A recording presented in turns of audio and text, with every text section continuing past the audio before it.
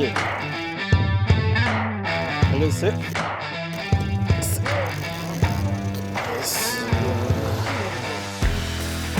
안녕하십니까, 제이스컴퍼니 한태규 팀장입니다. 저는 오늘 대광어 시즌을 맞아서 오천항에 나와서 나폴리 선단을 타고 오늘 이렇게 대광어 낚시를 진행해 보았는데요. 오늘 이렇게 사이즈 준수한 대광어와 그리고 대광어 외에도 이제 괜찮은 사이즈의 광어 몇 마리를 확인하는 하루였습니다. 오늘 제가 사용한 로드 설명드리는 시간을 가져보도록 하겠습니다. 제가 오늘 사용한 낚싯대는 두 가지 스펙인데 632 다운샷용과 652 범용 낚싯대 두 가지 스펙을 사용하여 오늘 낚시를 진행해 보았습니다. 652 범용 같은 경우는 범용으로 이것저것 쓸 수 있게 만들어서 전체적으로 연질인 성향이 있고요. 30호 봉돌을 썼을 때 가장 괜찮은 형태의 액션이 나옵니다. 그리고 632 같은 경우에는 이제 연화, 어초를 탈 수 있게 만드는 낚싯대로 30호에서 40호 봉돌을 썼을 때 액션이 가장 이상적으로 나오는 낚싯대입니다. 이 두 가지 낚싯대를 사용하여서 오늘 산란철 포인트인 이제 뻘밭과 모래밭 포인트를 주 포인트로 해서 경질과 연질의 성향을 가지고 있는 캔서티 오션 652와 632를 이용하여서 오늘 낚시를 진행해 보았습니다. 자, 오늘 낚시 상황은 이제 12물이어서 오늘 조류가 별로 그렇게 크게 가지 않는 상황이어서 상황에 맞게 연질대를 사용해서 물이 안 가는 상황에 모래와 뻘바닥을 섬세하게 탐색하는 시간을 가져보았습니다. 모래와 뻘밭에서 연질대를 사용하는 이유는 연질대 같은 경우는 이제 어느 정도 바닥에 굴곡이 있더라도 낚싯대가 휘어지면서 그 지형에 떨어지는 낙차를 어느 정도 중간에서 액션을 잡아주는 역할을 하는데, 이런 뻘밭이나 모래밭을 공략할 때 사용하기 좋은 낚싯대가 연질대라고 생각하고 있습니다. 이 연질대인 캔서티 오션 652 범용 낚싯대를 가지고 오전 낚시를 진행해 보았고요. 오후 낚시에는 이제 물이 어느 정도 가기 시작하면서 광어 다운샷 전용 낚싯대인 632 다운샷 낚싯대를 이용하여서 낚시를 진행해 보았습니다.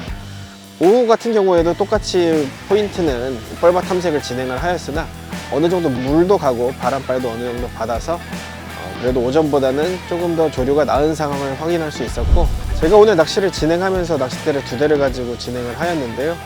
두 대를 가지고 진행한 이유는 이제 포인트에 따라서 경질의 성향의 낚싯대가 필요할 때가 있고 연질의 낚싯대 성향이 필요할 때가 있어서입니다. 오늘 같은 이제 바닥이 밋밋한 지형 내에 글밭이나 모래밭, 뻘밭 같은 경우는 연질대를 사용하셔도 충분히 가능한 낚시나, 이렇게 뭐 뻘이나 모래밭에서 낚시를 할 수 있는 시즌은 5월 말에서 6월 초밖에 안 되는 굉장히 짧은 시간입니다. 그래서 나머지 시간대에는 이제 여밭이나 아니면 어초를 타면서 이제 험난한 바닥을 빨리빨리 읽어 나가면서 채비를 들어줘야 밑걸림이 안 걸리고 대상어를 안전하게 꺼낼 수 있는데, 이런 상황에서 쓸 수 있는 낚싯대가 캔서티 오션 632 광어 전용 낚싯대입니다.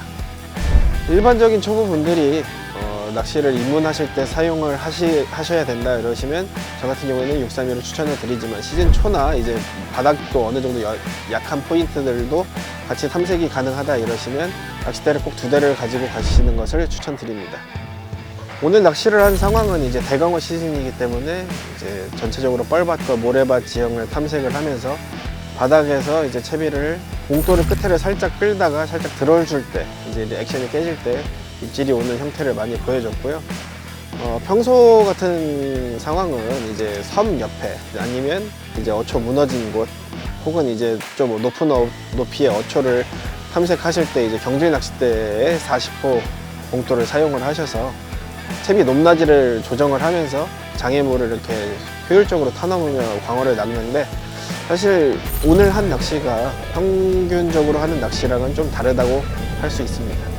지금은 산란철이기 때문에 다 뻘밭에 와서 산란을 하려고 모여있는 거기 때문에 이 기간이 굉장히 짧거든요. 그래서 좀 평소와는 다른 낚시라고 할 수 있습니다. 자, 낚싯대는 항상 이렇게 경질과 연질 두 개를 준비를 하시고, 그 채비 같은 경우는 이제 광어에서 가장 중요한 게 단차인데, 만약에 물이 이제 흐리거나 상황이 별로 안 좋은 날은 단차를 40cm 정도로 줄여서 광어가 바로 이제 물이 탁하더라도 바로 위에 있는 미끼를 볼 수 있게 하는 게 중요하고, 만약에 물이 맑은 상황이고 상황이 좋다 이러시면 뭐 단차를 1m나 60에서 1m까지 올려도 이제 충분히 위로 올라와서 강하게 채비를 덮치는 광어 입질을 밝히실 수 있을 겁니다. 상황에 따라서 이제 빨간색과 핑크색, 모터오일 레드, 이런 다양한 색깔들을 보통 갖추고 낚시를 하실 텐데, 일반적인 상황에선 핑크나 레드, 모터오일 세 가지만 챙기셔도 초보자분들은 충분히 손맛 보실 수 있을 겁니다. 캔서티 오션으로 광어를 본격적으로 낚을 수 있는 시즌은 이제 보통 4월 말에서 5월 중순에서 이제 말까지가 이제 전체적인 대광어 산란 시즌이고요.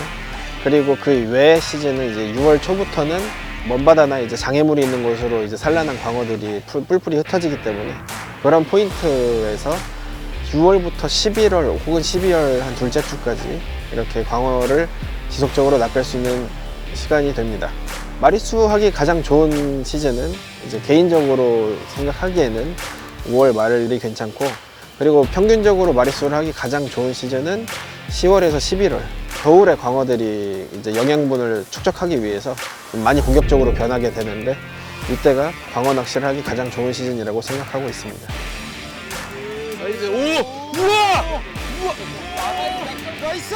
자, 오늘 이렇게 낚시를 진행해 보았는데요. 오늘 대광어를 비롯해서 이제 괜찮은 사이즈들의 광어를 여러 마리 낚아 굉장히 즐거운 하루였습니다. 다가오는 시즌 캔서티 오션 6365를 준비하셔서 많은 손맛 보시길 바랍니다. 감사합니다. 자, 대광어입니다.